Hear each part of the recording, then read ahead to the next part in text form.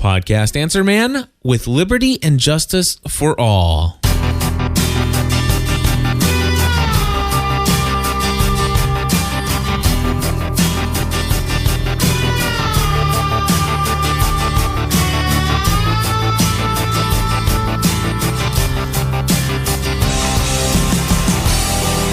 Hello, everybody, and welcome back to another episode of the Podcast Answer Man.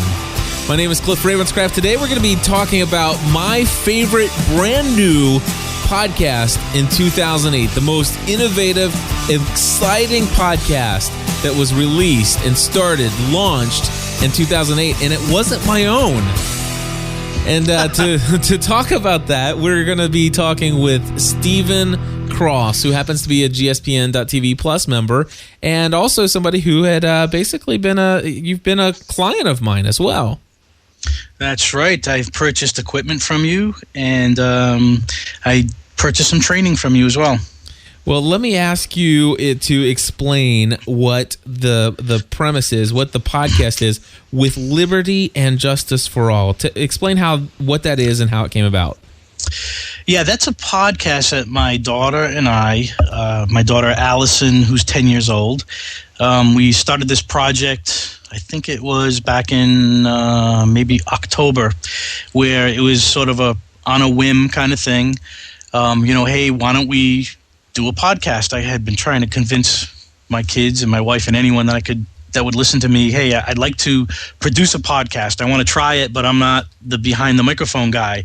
So I had been encouraging anyone I could find to, hey, let's do a podcast. And finally one day my daughter said, you know what, how about if we do one on the election process?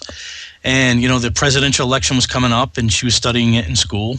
And so we decided to put this podcast together. And I think it was in a weekend, we kind of got some research together for the first few episodes, and I put a little website together, and we purchased some additional equipment from Cliff, and we started to put this podcast together. And it was really to try to explain the election process and the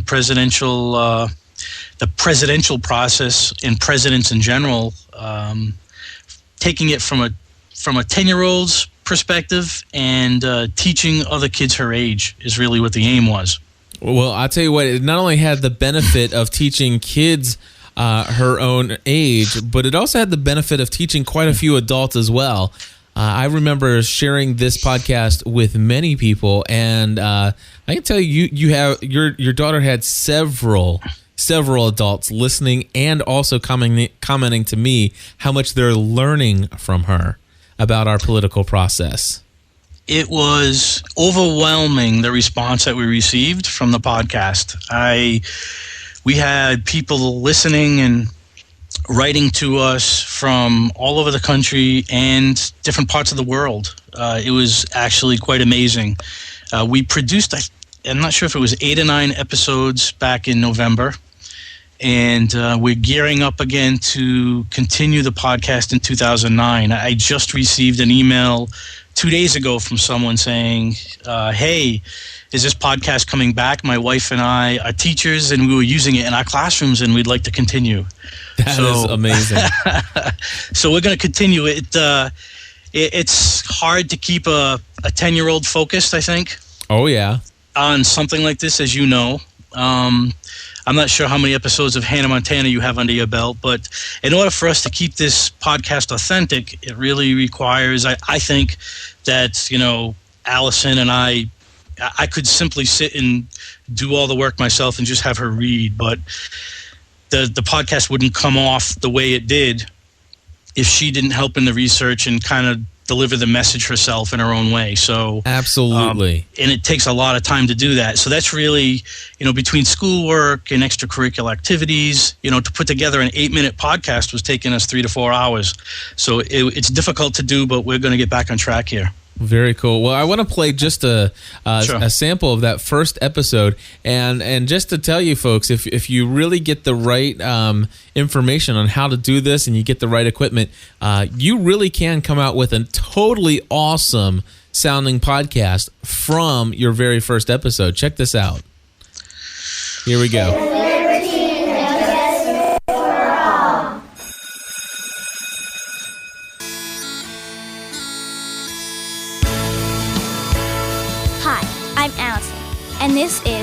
with liberty and justice for all. Episode number 1, September 6th, 2008. I'm a 5th grader studying the election in school. I wanted to share what I was learning with others. My show should hopefully come out a few times a week. In today's show, we will be covering some personal information about the candidates in the 2008 presidential election. We will also find out who can run for president and what a political party is. It's certainly not the kind of party I like. Alrighty. So anyway, I encourage everybody to go out there and just go to withlibertyandjusticeforall.net. And the site looks very cool too, by the way. You basically took everything we talked about and what I know you heard through listening to the podcast Answer Man. You really hit on every single element that I would have ever suggested and consulted anybody to do. And it's not very often that my clients take every single, little bit of advice, but you just have done a wonderful job on creating a site that just exudes professionalism. Yeah, I learned so much. I did the training with you. I think it was called a 101 class, and I knew nothing. That podcast that I produced there, is the first time I did anything with audio. So probably 3 months before I had taken the Podcasting 101 class with you, we did a webinar, and I learned a lot that day, and then I did some practicing, and really I took lots of notes when you and I took that class. And then the other thing is that I really tried to focus on, meeting the quality of the stuff that you've produced. So if I didn't like what I heard, it was because I'm listening to stuff that you produce all the time, which always sounds really, really good.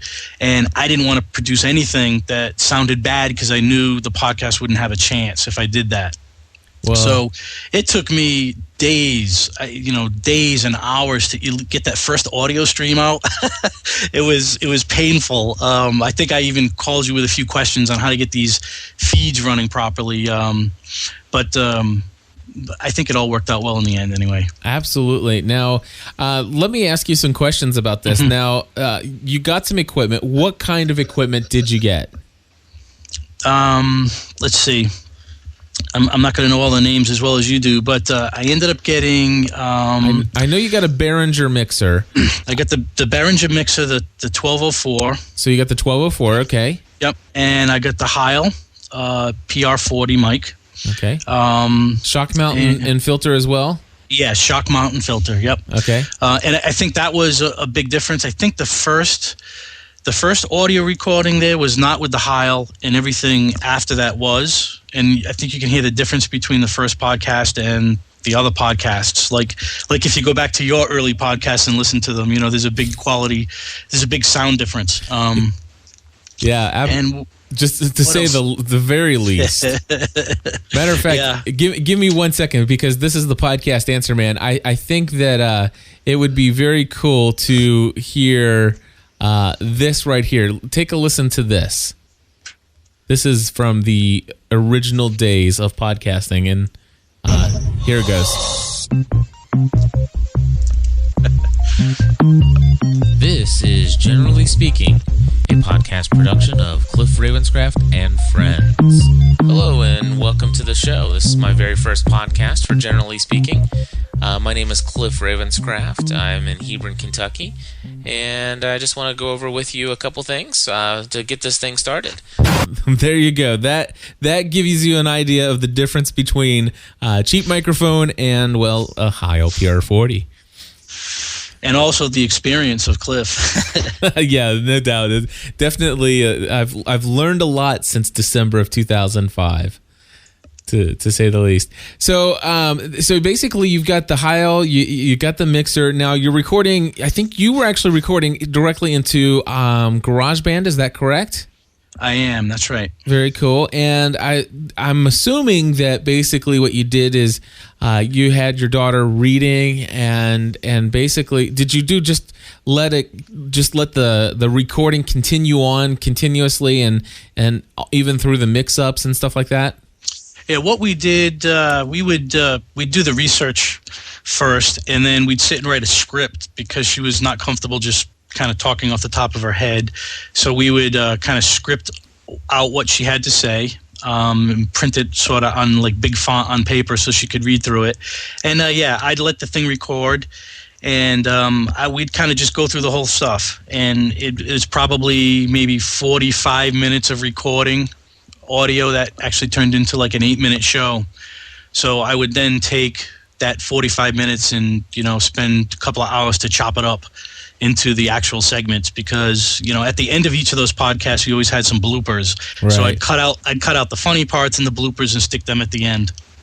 And that's one of the favorite parts that everyone loved was hearing her giggle at the end of the podcast. So, my favorite, so I tried to keep those in. Yeah. My favorite was when she kept trying to say the podcast answer man. Cliff, it was funny last night. That little the ones thing that I put together for you. That audio of all your first episodes. Yeah. She was actually sitting over my shoulder last night as I was trying to clean that thing up, and she started laughing all over again whenever she heard you say the podcast answer man because every time she hears that today, she just laughs because she could not spit that out for the life of her. That was so funny, I tell you. So let me ask you this: what do you think about I mean, how old is Allison? She's a 5th grader, but how old does that make her?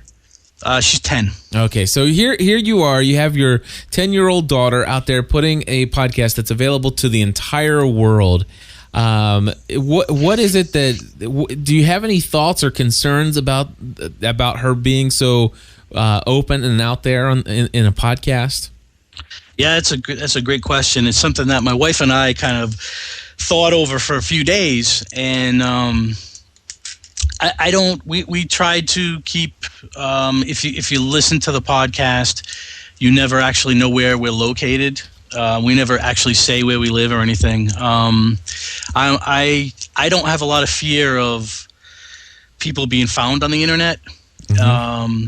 We did get a lot of concern from other family members that hey, you're going to let your daughter's name go out there to the world, and bad people are going to track her down and all this stuff. And I don't have that fear in any way whatsoever. So I guess no. It's not a problem for us. Right. Yeah. We kind of ran into the same thing here. I mean, obviously, what was it, 2 years ago, maybe even 4 years ago? It just seems like there was a rash of kidnapping stories and stuff like that, and some disappearances, and it just seemed like that was all that the news talked about. And the truth is my feeling on all that stuff was, well, first of all, those stories aren't new. It's just there's nothing else more graphic and more chilling to talk about. Because if there was, for example, if there was something else, that would be more gory or more would create more fear and incite fear in people's minds, at the same time, then that would have got the coverage, and this whole disappearance probably would have just been, maybe a 5-minute blip on CNN headline news or something.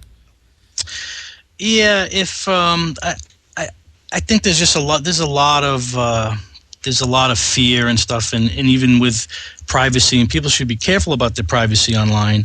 But I think getting to the point of trying to hide or something like a podcast is, if there's a predator looking for, some young children, it's more work for them to find them online than just driving down the street and picking them up. So, yeah.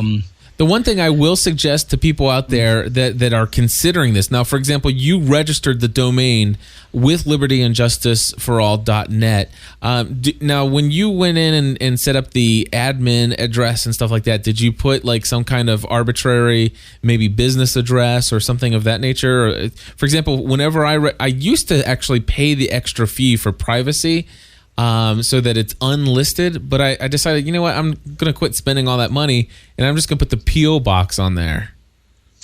You know, that's actually a good question. I'm not really sure. I don't remember. I have so many accounts registered. I'm not really sure where this one is registered to. Yeah, my suggestion to everybody out there: go to the place where you have your domains registered, and it's required as a registry that you have you have a contact information, an admin information, and all this other stuff. There are like 4 different addresses that go on your Whois filing. And I would strongly encourage you, if you're out there, even if you don't have children, just to keep away from some of the weirdos out there, is just go ahead and get a P.O. box or use your business address or something like that when it comes to putting that information online. That's a great suggestion. Absolutely. So no, obviously, the Hannah Montana podcast is out there. My kids are out there. Gaming with Matt is a brand new show. One layer of protection I guess I have for Matt is that it's Plus member only and stuff like that. Megan's thinking about starting another podcast.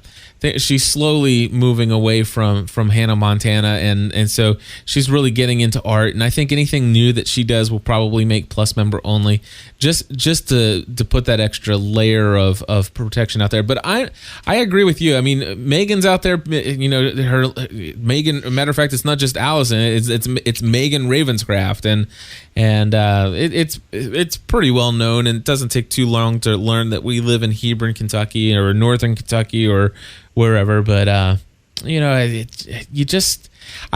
think when it comes to the internet today, you can be as private as you want, and I encourage parents to get involved in privacy and stay involved in understanding how to protect identity, all of those things.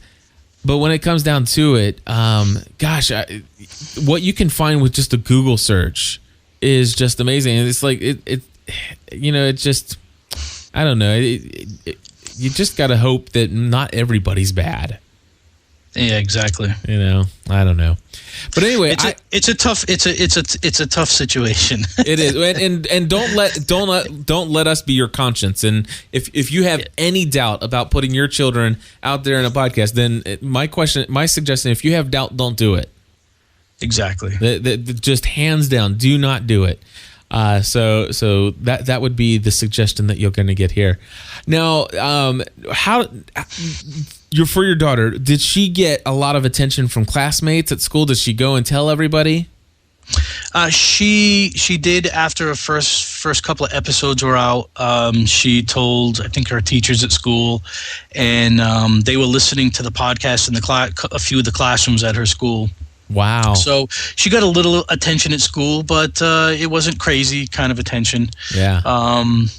It was really the emails that kind of came in that were quite surprising to us so quickly. It was just a few weeks into it. We had a little bit of support.